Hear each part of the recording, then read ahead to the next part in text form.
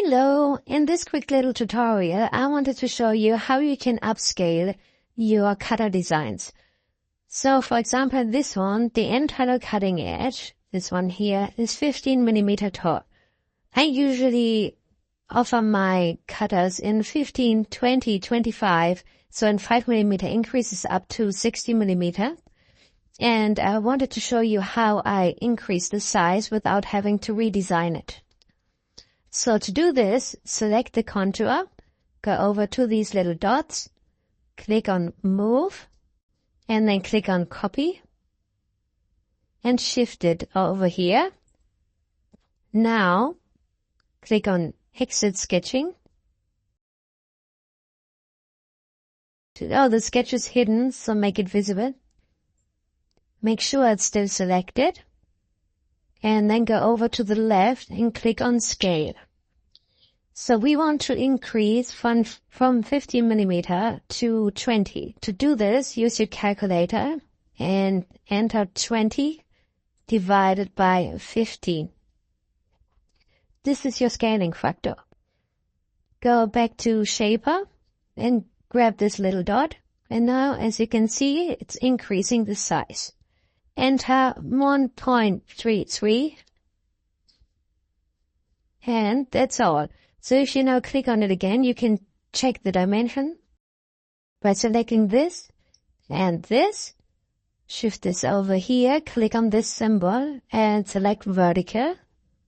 And there you have it. So it's not exactly 20. You would have to enter all of these to get to 20. I don't mind. This is already close enough for me.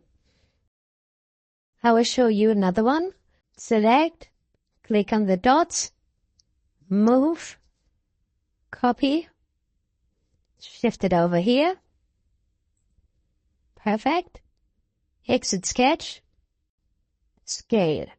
And now we want to go from 20 to 25 millimeter. So enter 25 divided by 20, 1.25. So in here we will enter 1.25, enter, down.